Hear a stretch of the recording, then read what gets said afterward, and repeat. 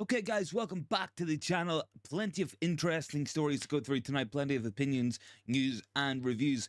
And of course, we're building up to Manchester United versus Brentford at the weekend. It's going to be an interesting match. Going to talk some about early team selection, who is available, who's not available, and of course, we're going to get to all of your guys' opinions as always. Want to give a quick shout out in the chat to Matata United. Good to see him, buddy. And Lucky Sings in there as well. Good to see Lucky back on the channel. Thanks very much for joining in early doors, guys. Thanks very much as well for the 10 likes to anyone who has dropped a like. Just drop a like as you come in. Really does help the stream, and I really appreciate it as well. Much appreciated, guys. Let's get into the show. So, where shall we begin? Shall we begin with strikers? I think we'll get talking about Josh Zirkzee, about Evan Ferguson, and about Benjamin Sesko. So, allegedly, now this is all alleged, but it's coming from pretty decent sources. United are looking for a striker in the summer. No word of a lie. That's pretty expected, in my opinion. I think we're always going to see a striker brought in when Martial's going. We only have Højlund as a number 9. So, yeah, striker's going to be on the list. And I guess it comes down to budgets. It's going to come down to affordability. I guess Evan Ferguson's going to be top of that list. You know, being a Premier League player, playing for Brighton, who notoriously get high transfer values for their players. You know, he's probably going to be the most expensive player there.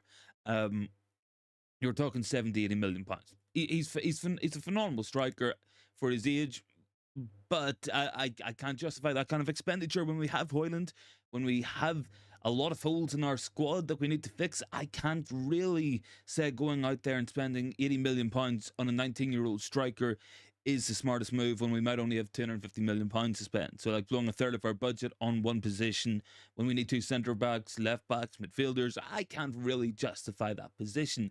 So I guess that takes us down the list. Benjamin Sesko is an interesting one, but I can't really see Leipzig selling him as well. Chat support down below. Good to see you, buddy. You're saying Ferguson 25 million at most. Yeah, Evan Ferguson.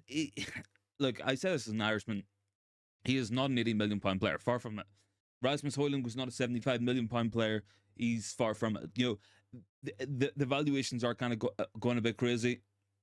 We're kind of buying and paying for future potential, and in the hope that that kind of money, whenever these guys hit their potential in 5 or 6 years' time, that turns out to be a good investment, because 75 million pounds in today's market might be 100 million pounds in 5 years' time. And that's kind of the way football's gone. 5 years ago it was 50 million pounds. Now you're talking 70 million pounds for players. It's just going up. It's just going up, up, up, up.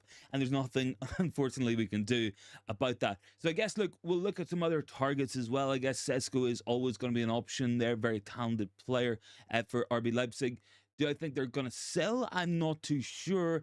I think you have a much better chance of getting the man highlighted, and that is Joshua Zirkzee. I think Zirkzee is a real most likely contender out of that 3-man shortlist that was noted, and I think he's got a buyout clause at Bologna. I'm sure that Bayern Munich will be watching with keen interest. I am positive that other big clubs in Italy will be looking out for keen interest, but allegedly, now this is according to reports, he's got a 40 million euro buyout clause, does Zirkzee. That could be your option there. Different profile to Højlund, young player, brings a lot of positives, very good on the ball, very good at turning, would get a lot out of our wide players such as Garnacho and Rashford, and he is what we call a different profile at an affordable price, 40 million euros, 35 million pounds kind of territory. Yeah, I think that's a deal you absolutely could see. Do I think we pull it off? I don't know. I'd like to think with our new regime and our new plans and our new the new guys running the show that we could convince Joshua Zirkzee to leave Bologna and come to United. But I don't know. I think it could happen. I think out of the list, that's most realistic. I think you're looking 70, 75 million pounds to get Ferguson, even though he hasn't been playing a lot recently for Brighton. They're still going to charge that kind of money for him. Make no mistake about it. They got 115 million for Caicedo. They got a lot of money for McAllister. They got a lot of money for Cucurella. Brighton charge an absolute premium, so they're not a club we want to go to buy, and they're really not, unless it's somebody genuinely who is unmissable and that we would genuinely really regret not getting them in. So I guess that'll take us to the next story about players who we might regret not getting in. We're going to talk about a young Argentine centre-back playing for Boca Juniors at the moment, getting a lot of international attention. And of course, that is Aaron Anselmino.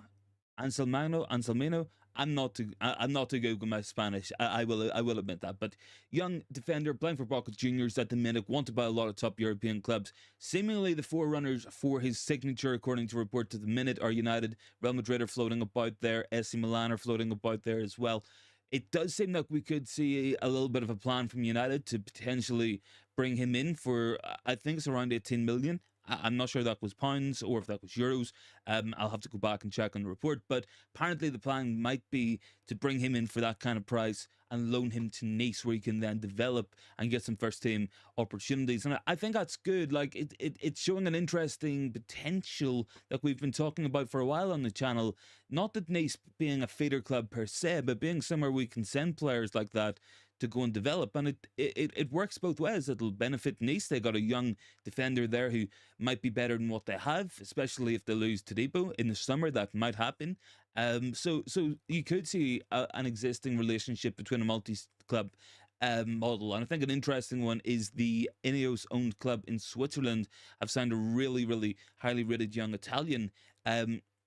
Who's been doing bits for them since January, and you might see a case where he ends up moving to Nice in a year's time, and then maybe to United the year after that there, if he keeps on at that trajectory. And you can see the benefit of a multi-club system. It is a higher and more competitive level of football than what you might get playing for the under-21s, like what you might get playing for the under-18s. It makes sense.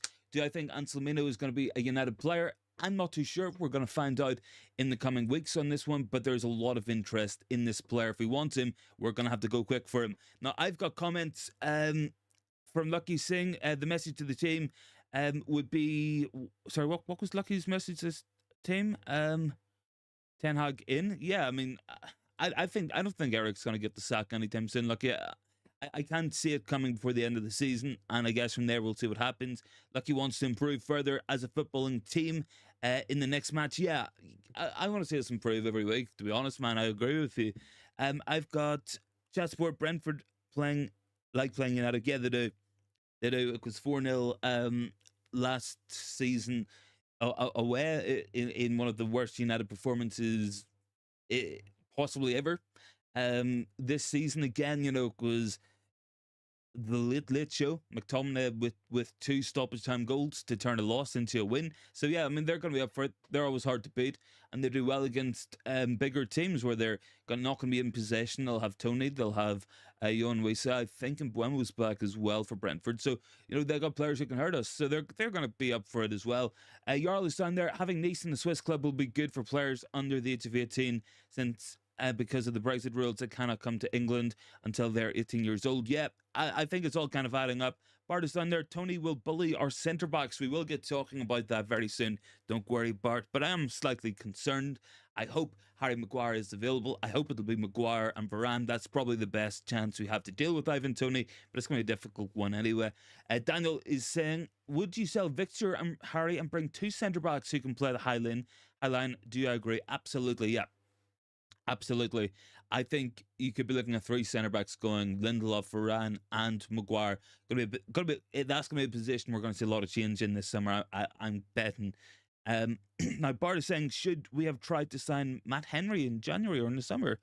I'm not too sure. Like I think January signings were always going to be unlikely with this takeover. The current regime very much had the opinion that they don't have to stress too much about United at the minute. It's been kind of mothballed. It's very laissez-faire in terms of our running for the last 6 months or so. A lot of them will say, look, we're going to get the sack as soon as Radcliffe eventually takes over, so let's just put our feet up. We're just not going to bother too much.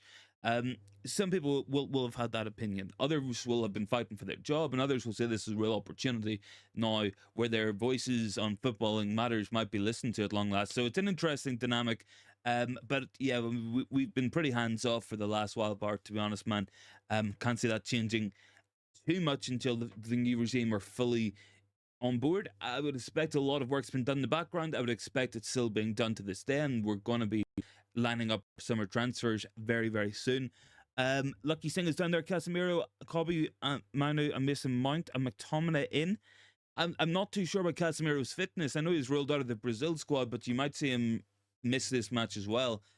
So I wouldn't be too surprised with that there one. I think McTominay probably starts. I think Mainoo definitely starts. Mount, an interesting one. I don't know if he's going to play. to be honest. But you could say. Bart says you also have a club in South America and a club in the Ivory Coast.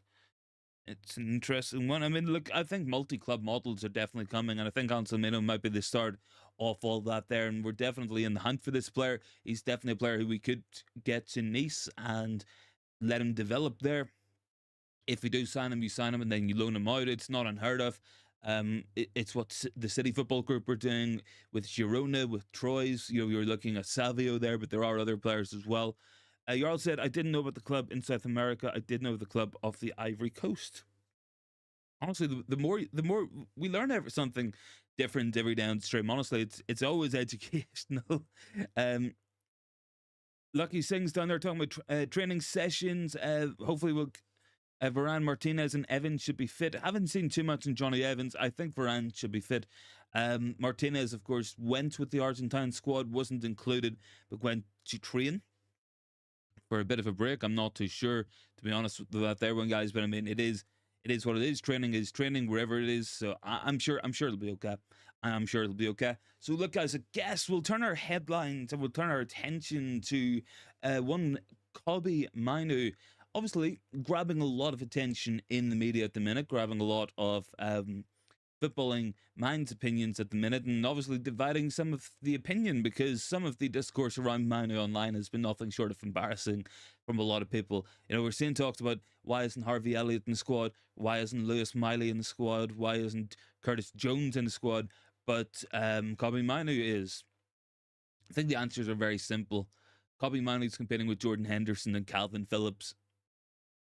Harvey Elliott's competing with Phil Foden, Bukayo Saka, Ollie Watkins, um, for those forward spots. And yeah, look, maybe you can make an argument that he could slip in there. I don't know, but I mean, you can't start you can't start taking out your deeper line midfielders to put more attacking players in because England don't lack in those attacking areas.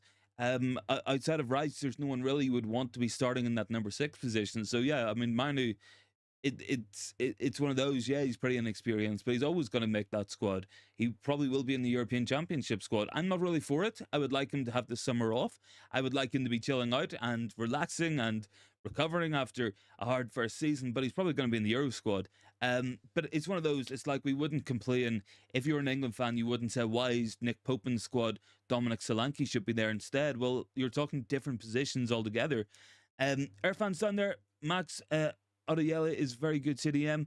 Yeah, I mean, I've seen good talk about him within the club as well. Jarl said it's too bad Evans looks to hang up the boot when the summer comes. What a last season he's having. I don't think he is. Jarl, I seen Michael O'Neill, the Northern Ireland manager, saying that those reports were false. Johnny Evans doesn't want to hang up the boots yet. Bart said, I hate multi-club ownership. Football should be a reflection of the area in which they are based in. The emergence and advent of proxy slash feeder clubs will make the game monotonous in the long run. Yeah, I mean, there's definitely negatives with it. Like if you are Troyes, for instance, and a Troyes fan, you would question your significance really in terms of this overall City Football Group, for instance. You know, Savio was signed there, never made an appearance, never trained once for them, went right to Girona on loan, went there and starred, and is now going to City without having kicked a ball for Troyes. It's got to be a frustration there because they've essentially been used to get a player into the European market, into Spain, into Man City squad. That's essentially what they've been used for in this scenario. Chatsport said Bowen is getting overlooked. Yeah, I mean, Bowen's a good player. I think he brings more of a goal scoring threat than some of the other white players England have. But I mean, it's a good problem to have. It really, really is. Guys, drop a like when you do come in if you can. We're up to 12 likes. I guess we'll move on to this Kobbie Mainoo story because we were briefly talking about his overall England position, but I guess we'll also want to get talking about his contract situation. So Mainoo is under contract until the year 2028. We are said to be relaxed in terms of negotiating a new deal, but it will be on the agenda at some point. So we will be looking to give Mainoo more of a senior deal. I'm not too surprised about that. I think you'll always kind of see that happen with young players because at the minute, I'm sure he's still going to be on something similar to an academy contract as well. I know he signed a contract maybe a year or so ago as well, whenever he made his first appearance for United. But really, obviously, he has made that step up this season. He has really caught the eye playing for United at the minute this season. Let me have a quick check at this poll anyway, guys. We'd asked about your early predictions for Brentford away. Obviously, I think it's on Saturday. So let me know your thoughts. Is it a win, a loss, a draw coming in? 64% going for the win, 21 for a draw, 14 for the loss at the moment. Bart said, will we win a Champions League before Mainoo retires? Yeah, I'm sure we will, man. I'm sure we will, because the amount of clubs who can win a Champions League is fairly limited. Like it is. I know there's clubs who are in it every single season. Your Benficas, your Portos. Probably you could add Borussia Dortmund into that list. You could add Ajax into that list. You could add whole heap of teams. They're not going to win it. Your pool of Champions League winners is Real Madrid. It's going to be Man City. You will have Bayern Munich there or thereabouts. You will probably have Arsenal there for the foreseeable future as well. Liverpool will be up for it. You've got Barcelona, depending on what they're going to do. They're a big enough club to win it, but at the minute, their team and their finances are all over the place. So there's no guarantee there. But you're looking at a relatively small pool. PSG at some point will win a Champions League, you would imagine. The quality's there, the money is there. So yeah, I mean, it's a relatively small pool to get crash. And the thing is, as well, with Champions League football, it's the same with any cup. It's not always the best team that wins it. The best team will win the league, because the league is an average position over 38 matches. Champions League can be decided on a penalty kick, on a penalty shootout. A Champions League round can be decided by one team turning up and just out of the blue having an absolutely unbelievable match, scoring 2 or 3 goals, and then taking that aggregate lead back home and just defending a league. That can be done. So it's not always the best team that wins it. Chelsea weren't the best team when they beat Man City in the Champions League final a couple of seasons back. City were probably the best team in it last year, but it's not a universal thing. Madrid have won it when they haven't been the best team in the Champions League. So yeah, it's one of those. It is one of those. Chatsport said Mainoo probably leaves United. I don't know if he will or not. It's very difficult to talk about an 18-year-old player 10 years into the future about what might happen. I guess you just got to watch the trajectory, watch him now. And it's going to be up to us to be ambitious enough and successful enough to match the quality there, because he might want to decide in 5 years, if we haven't moved on, if we haven't progressed, and if we're not challenging for big titles, we're still all over the show in terms of an institution, then yeah, he might say, look, I want to go. I want to go to a serious club who are going to match my ambition. That might be it. Or it might be that United turn a corner. It might be that in 2 or 3 years we're competing for big trophies, and in 5 years we're winning Premier Leagues and Champions League. That could be the upshot of the story as well. It's one of those. We are in a pretty fortunate position in terms of the money we have, the prestige we have, the history we have, the size of our football club, that if we do get things right, and if things do start to go in the right direction, we could probably end up getting there a lot quicker than what people think. And I do honestly believe this. Jurgen Klopp, for as well as he has done at Liverpool, I believe has finished below United 3 or 4 times.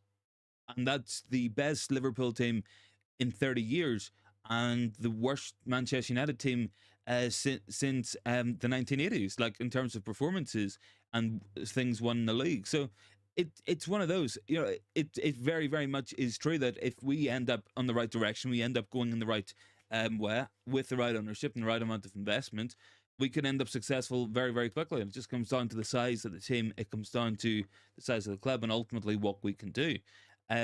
We are a super heavyweight team and we can punch harder than most. That is true. It's one of these things that does bother me about United. We can get there quickly. It's just going to be about getting there. Obviously, it's a difficult route to go down. We have to make sure everything is right, and we have to make sure that we take the right steps every step of the journey, but I'm sure we can get there. Now, I guess we'll go into some other news, guys. Some interesting stories that I wouldn't mind going to. One of those is Gary O'Neill. Apparently, we're looking at upgrading the coaching staff, and we're looking at Gary O'Neill. Can I see us bringing Gary O'Neill in on a coaching thing? Whilst it might be good for United, I don't know if he's going to take that step down. Gary O'Neill's a proven Premier League manager. That's the top and bottom of it. He is the literal manager of Wolves, doing a very good job with them this season. Why would he leave Wolves to be a coach at Manchester United? I can't see that happening. I really can't see that happening. Once coaches take that step to being a manager, they don't typically take that step backwards. They don't. Dark Row is down there. I thank you very narrow. Did. Oh, it's all right, buddy. You don't have to say that there. I actually think Bart's a pretty open-minded guy, to be honest. Like, Steph is down there. Good evening to you, Stephanie. Thanks for joining in. We're up to 14 likes as well, guys. Let's see if we can get up to 15. We're up to 15 now. Thanks very much for that there one. Who have I got in the comments? Bart also says, I think Manu leaves Liverpool every day to go home and have food and rest. He might do. He might live in Carrington. We don't know this. Hello to Luman as well. Good to see you. Thanks for joining in, Luman. Much appreciated. Yeah, guys, I'm looking at this poll anyway. Most of you guys feeling quite confident ahead of the weekend's match. I guess part of my confidence will depend on who's at centre back. I've seen Victor Lindelof against Ivan Toney before. I don't want to see that again. I don't think you guys want to see that again because it's not fun, it's not fair, and it's always a hard watch. Victor Lindelof against any striker, quicker or faster than him, and Toney is much stronger, much faster than Victor Lindelof, and yeah, I mean, like, he will try to bully Lindelof, make no mistake about it. Steph is down there. United need 10 wins, 8 in the Premier League and 2 in the FA Cup. Steph's setting the bar very high. Let me see, actually, anyway, how many league matches do we have left? Is it 10? We played 10 league matches still? Or no, we're going to the match at 30. Sorry. Yeah, we have, and I believe played.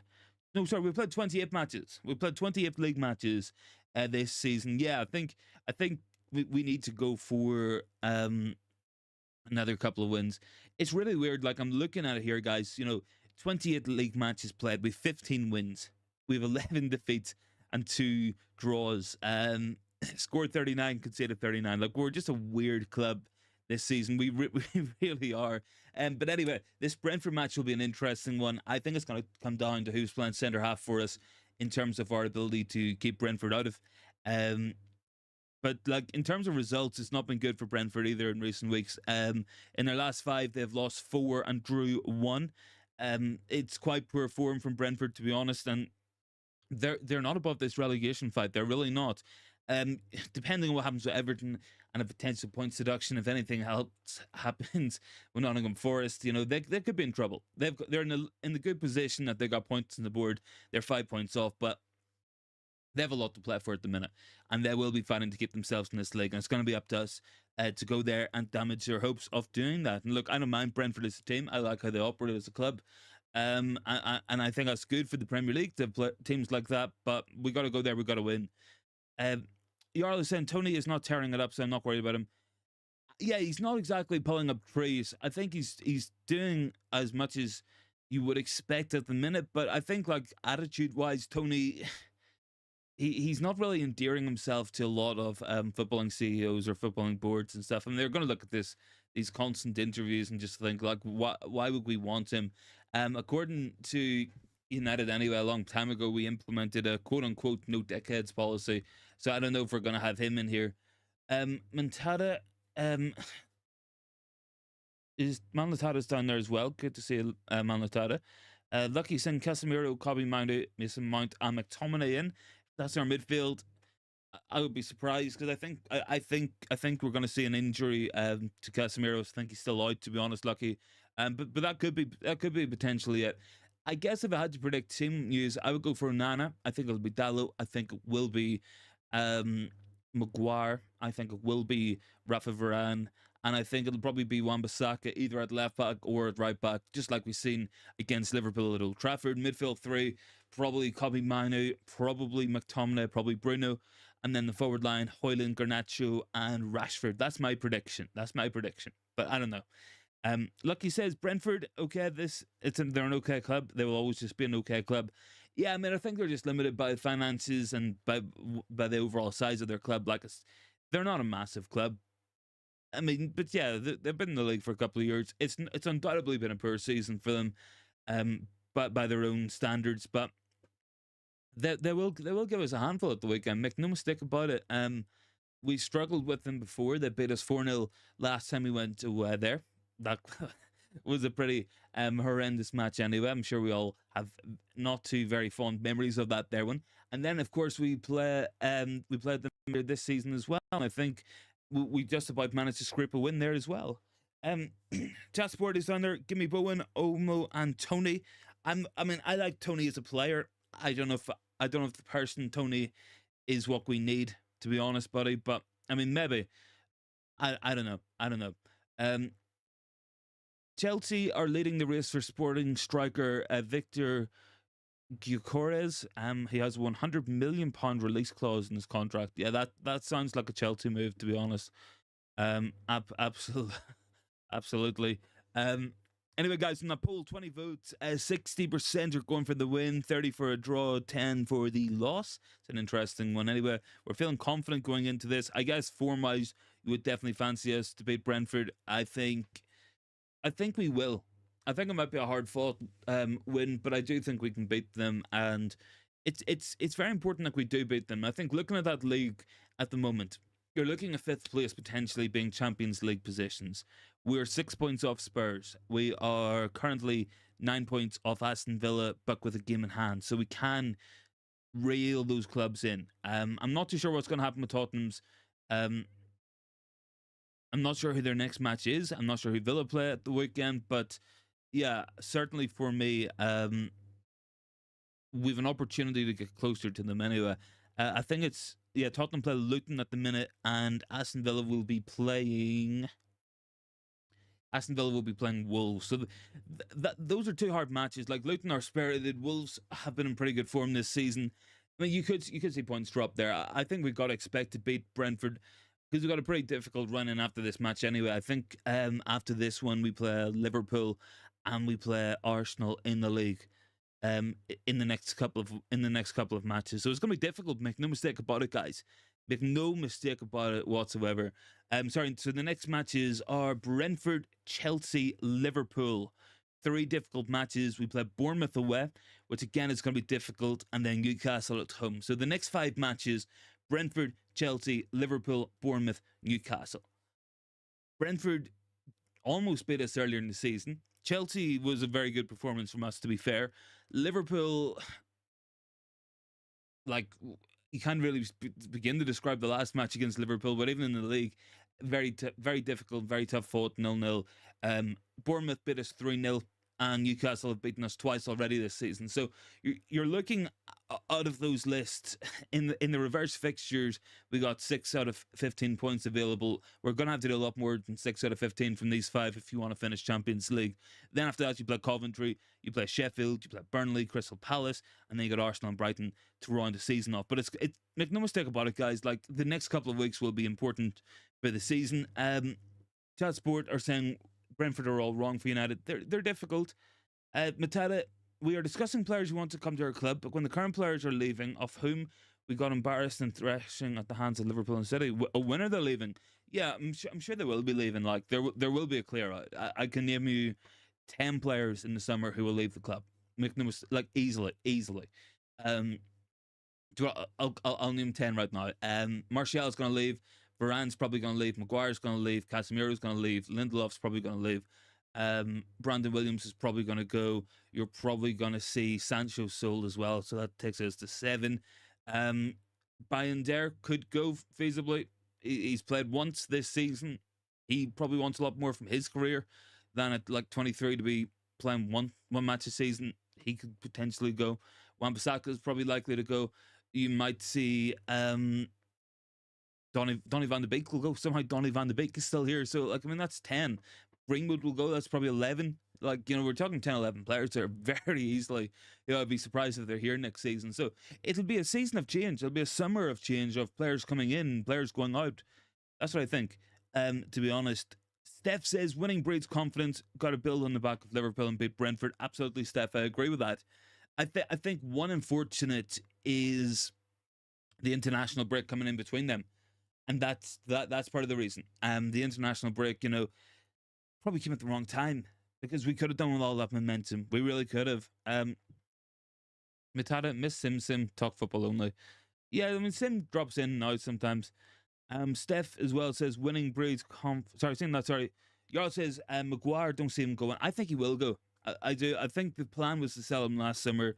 I think that move fell through to West Ham. It didn't really happen in the end. I think it's very possible. I guess, like, out of all the centre-backs, I think he's most likely to stay out of Lindelof and Varane. I think he's more likely to stay than that, but I would expect 2 centre-backs brought in summer. Like, I really would. You could also look at Johnny Evans potentially going. I know there's talk about him retiring. I don't think he is going to retire this year. I don't think that seems to be the plan from Johnny Evans. But I mean, it could happen. It's still potential. So we're looking at another exodus in this summer, and hopefully we're going to see a big influx of new players as well. I would say you're probably going to look at 10 players going, and I would say you're probably then going to look at 5 or 6 coming in, some youth, some academy players getting a bit of a promotion as well. I think that's most realistic. I do, to be honest.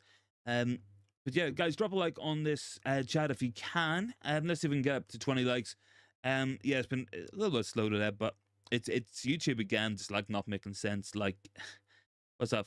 45 views from 160 impressions. It's like a quarter. It's like 25% click through, and they're telling me it's only 7%, which I don't think it is. I don't think the maths.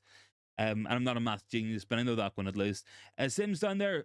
So getting rid of Casemiro and keeping McTominay to mentor Mainoo is all wrong. I actually don't think Mainoo needs mentoring. Like, I don't think he's.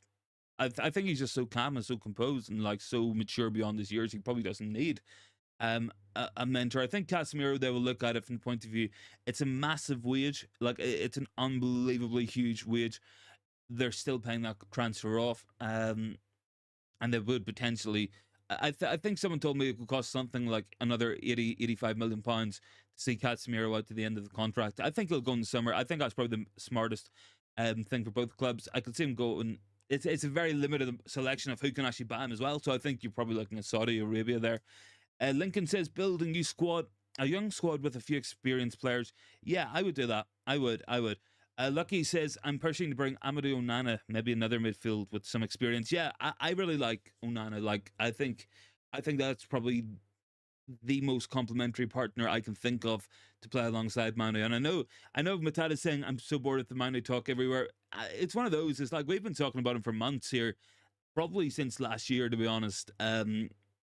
We've been talking about Kobbie Mainoo, and like, it's annoying whenever things hit like the kind of mainstream as well, because now you're going to see him talked about all the time. It's one of those. Jarl says Williams, Fernandez, Lindelof, Evans, Varane, Donny, Sancho, Greenwood, Martial. Our new Turkish goalkeeper Casemiro. I also think we'll see a shocker in Bruno. I think it's an interesting one, because Bruno is coming 30 pretty soon. And there was reports a couple of weeks ago, maybe a couple of months ago at this point, of a potential £100 million signing of Bruno going to the Saudi league. I don't know if Bruno would take it, but I think the club would seriously consider £100 million for a 30-year-old. And I like Bruno, like, I really do. But I think any club would at least have to strongly consider that. Like, I'm sure if Al Nasser came in with 110, 120 million pounds for Kevin De Bruyne, City would strongly consider it, no matter how good De Bruyne is. Like, you kind of have to at some point. Chat Sport said Paulinho over Onana. Not for me. I don't think he's good enough in the ball, buddy. I think Onana's a lot better on the ball, and he's still so young as well. Lincoln, you're right. Mainoo could be a world-class player in future. Absolutely. I think it's about systems. I think it's about building around him, because you got someone in the midfield you can build around. Let's just hope we can do that there, one. Bart said that's very smart enough. United can focus on other targets while working about FFP. Oh, Lucky. What did Lucky sing? Oh, I want Amadou Onana, maybe another midfielder. Was that it? Yeah, look, I think we need two midfielders, but I think we only get one, to be honest. And I think midfield options next season, you're probably looking at McTominay. You're probably looking at Bruno, Mount, kind of as your more advanced players. You're probably going to look at Mainoo. Then you're going to be looking at another midfielder as well, potentially coming in. That will take it to 5. And I guess then you got other players who could fill in and kind of like flush out that area. You know, maybe the likes of Dan Gore, depending on his development. Ericsson, if he's still here as well. I don't know. Jarl said the last player that got this type of hype and praise, it didn't turn out well for him. Lauren Bell to ring around Mainoo right now. It's not healthy with the praise he gets. Look, he gets a lot of praise, but I think mentality is different, and it does come down to mentality. You could compare him to Pogba, you could compare him to Morrison, you could compare him to a lot of young players who come through. Dele Alli. Mainoo just seems different in terms of mentality, but I don't know. Amir says City would not consider any bids of Kevin De Bruyne unless they have a replacement ready. It's not always about the money. No, it's not. It's not. But City would definitely take that for their FFP, and they've definitely already got a De Bruyne replacement already lined up. I think what De Bruyne is 31 maybe at this point. So I think yeah, they'll definitely consider a bid of that magnitude, and I'm positive they've got a successor lined up if they haven't already got him at the club. Make no mistake about it. That's what a club should be doing. Yeah, De Bruyne is 32. He'll be coming 33 in June. So they absolutely would consider a bid of 100 million for him. No doubt in my mind about it. But a serious club would have their long-term successor planned up, and that's kind of the thing as well. What have I got in these comments? Tim said Mainoo is still young, needs to keep the feet in the ground. Casemiro can do that. He's won everything. He's what young players need. I mean, yeah, it'll definitely help to be around players like that. Make no mistake about it. But I don't know. Chatsport said Foden will replace De Bruyne. He might do, or City could decide he's better in the wide areas. I don't know. What have I got? Bard, one drawback of most recent United Academy graduates is they tend to stagnate once they break through into the first 11. Even Rashford's culpable of this trade. Yeah, I mean, yeah. I think Rashford has maybe ended up a tier below in terms of the category of player that we once expected him to be, but I think he's still scored 130 something goals for us. I think he's got like 80 assists for us, and he's probably the top goal scorer we've had in terms of being at the club since Rooney, probably, or Ronaldo, I guess. Like, by no mistake about it. Like, don't get me wrong, he's had frustrating seasons and probably hasn't hit the heights that he really could have for a magnitude of different reasons. But I mean, Rashford, by any stretch of the imagination, should be considered an absolute success for the academy. If you've an academy graduate scoring 130 something goals for your first team, like by no stretch of the imagination is that they're a bust of a player. Like it isn't, to be fair. Let me actually just pull up the total. I think it might even be higher as well. 132 goals. So yeah, it's a lot of goals for nothing. Like, we didn't really have to pay too much for him.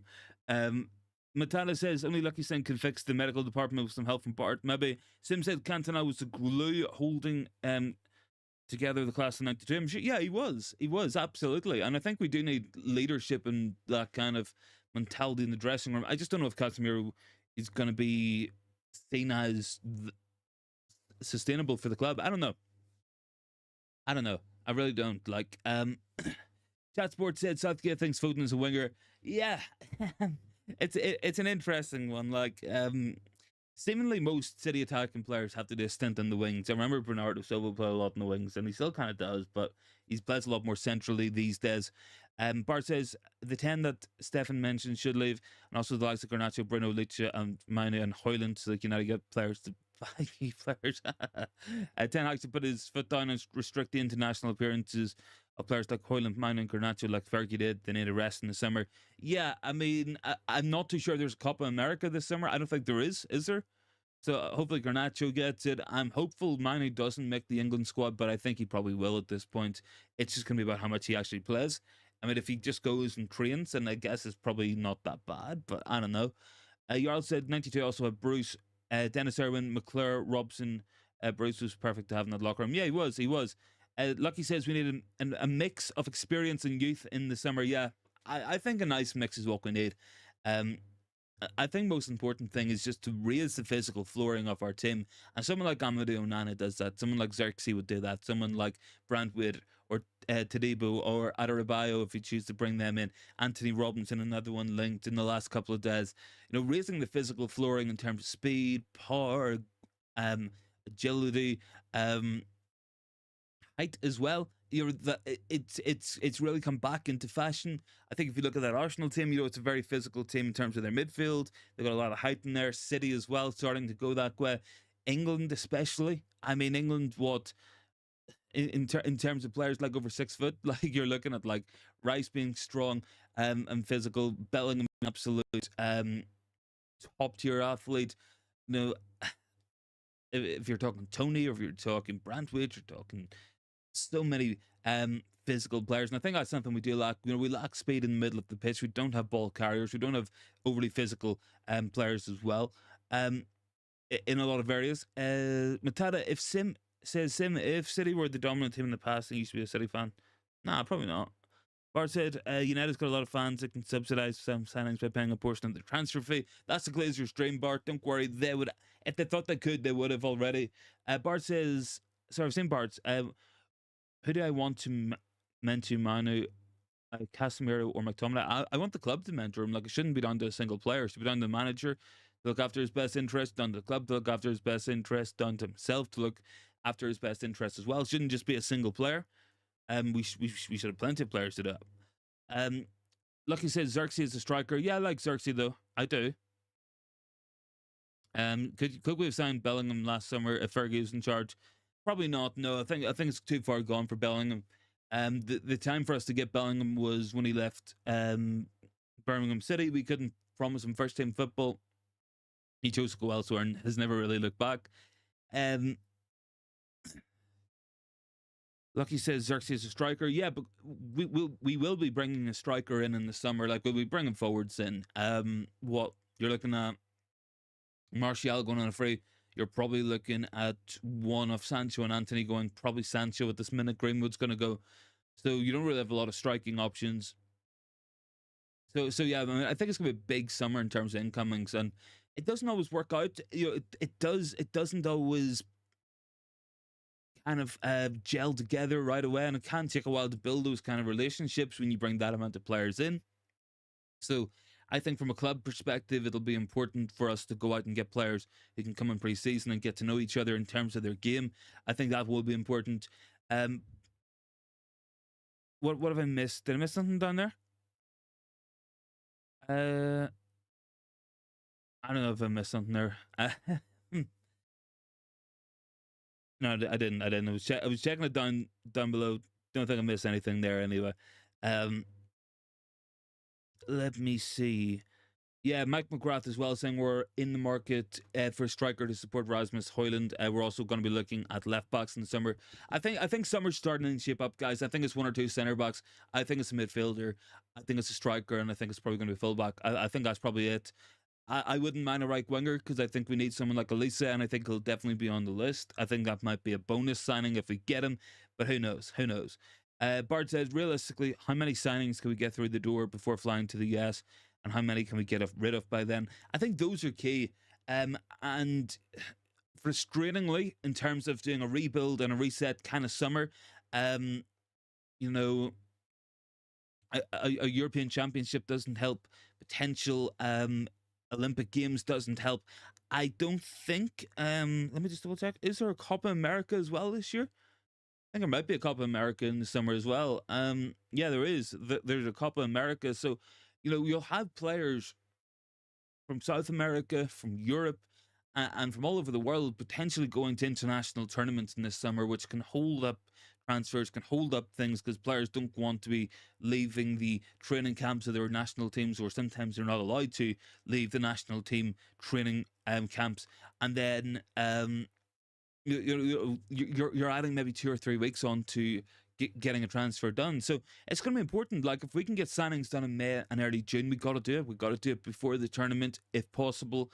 If not, then you want to get things wrapped up as quickly as possible. And we do need fresh faces. We do need new players. We do need a lot of strengthening in this summer. But it's going to be a difficult summer to do that. There will be a frustration because there will be players we will be waiting on. Because if we're going to follow the model of getting the right player for the system and really thinking about it, the right player could be away playing in the internationals, and that could be a concern. What have I got? Matata. No, Sim sent something there as well. I think it was Bart sent. Sim is a real red, allegedly. So sorry, Bart is a real red. He's a scouser. Steph says we're up to 21 likes. And yeah, I mean, it is a good question as well, as Steph's actually asked there as well, the Bart. Like, there's a concern for Liverpool about some big players going. I don't think Trent's gonna go. I think you could look at Salah. I don't know about Van Dijk, but I mean, Liverpool will be going into a rebuild in a new period of time as well. That will be a um, an interesting time for them as well. So certainly, look, in interesting times, guys. I think it's an interesting one as well. Chelsea looking for a massive a massive transfer for Victor Gyökeres. I mean, 100 million for a striker. I don't know. I don't know where they get this money from. I really don't, guys. Anyway, hopefully we're going to have a big summer this year. I think there's going to be a big spend. And it's going to be a really exciting summer to cover on the channel here. I'm looking forward to that there. And look, last summer was really good. I think this summer is going to blow it out of the park in terms of incomings. And I think it's going to be a very exciting time anyway for United. So, look, guys, we've got 26 votes on our poll. Let me check some of the some of the votes, see what you guys are going for. 69% for the win, 23 for the draw, and 8 for the loss. I have Tasport Trent 75 million. I'd sell with Bradley at right back. It's an interesting one, Trent, because those injuries are starting to add up. I'm sure Liverpool don't want to end up with a Reece James situation where you have a top quality right back, but you know, I don't know, like he's just not playing. Sim, that's all good, buddy. No problem at all. Like, feel free to hop in anytime. I don't know. The chat sometimes can get a little bit weird. Anyway, but yeah, I don't know.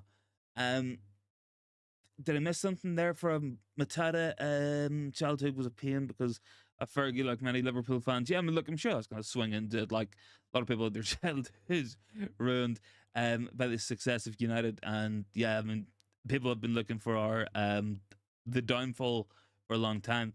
And yeah, I mean, they're going to continue to pile on for as long as they physically can. Lucky does Benjamin Sesko. I really want. Look, I don't mind. I don't mind Sesko. I think he's quite good. I don't think he's hit the heights a lot expected of him at Leipzig, but yeah, I mean, I wouldn't be angry if we brought him in.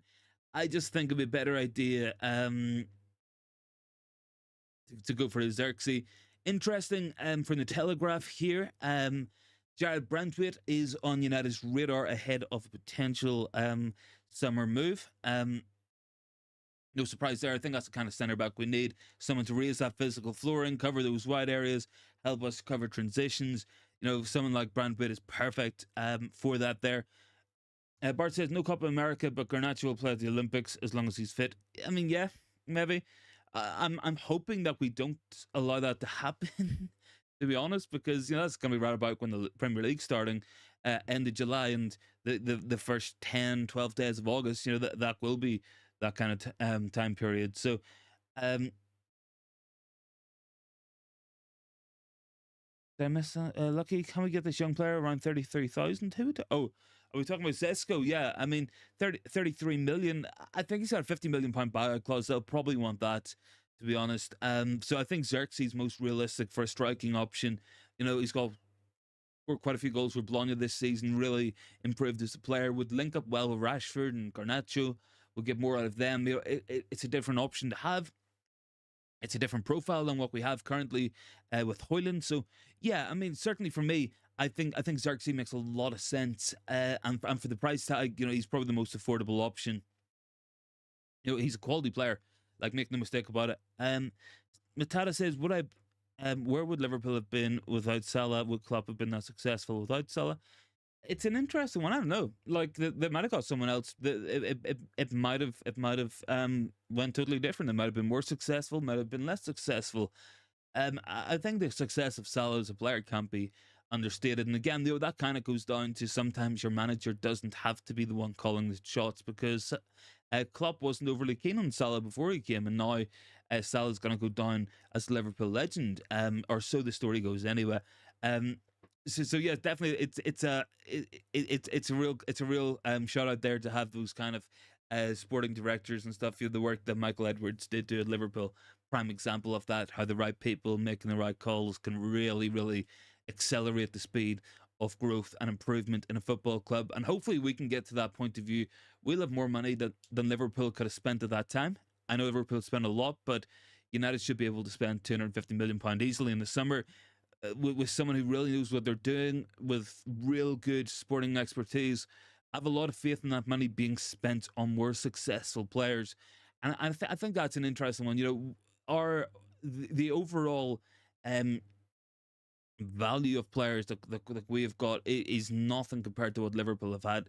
If you think about bang for your buck, value for your money, Liverpool have got an awful lot out of the money they've spent. Now, make no mistake about it, I'm not saying they've not spent, because they've spent something like £900 million, but most of that's been on successes. Your Salahs, your Van Dijks, your Manes, your Fabinhos, your Alissons. Probably you can put Darwin Nunez up there. Probably you can put McAllister up there as well already. So compare that to United, where we've signed our Antony's, the the Di Marias, the Sanchez, the Mkhitaryan's, players among that ilk. We have spent so much money on so many busts and so many bad players. So certainly for me, if you give the money to the people who know what they're doing, I think you have a much better chance of getting it right. And I think that's going to be an interesting one to watch out for. Bart is on there. Should we advertise for footballers on LinkedIn? Maybe. I mean, clubs do advertise on LinkedIn for like various roles. Like, it is funny, if you do search up football clubs, you'll find job postings. Steph says no on Southgate. He'll probably select Trent over Mainoo from the midfield in the Euros. Thoughts on that? Yeah, look, I really don't mind Steph either.